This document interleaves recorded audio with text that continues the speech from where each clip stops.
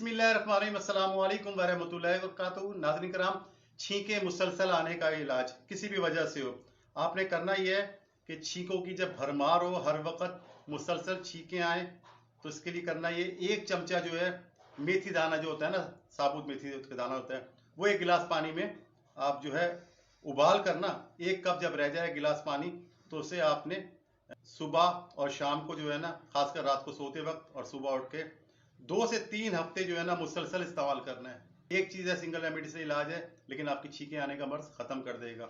सफूफ नहीं लेना, साबुत लेनी है, सुबह भिगोनी है, रात को खानी है, रात को भिगोनी है, सुबह खानी है। इस तरह मुसलसल करें। इस तरह की मजीद वीडियो देखने के लिए मेरे चैनल हकीम लाडला को सब्सक्राइब करें। अल्लाह हाफिज।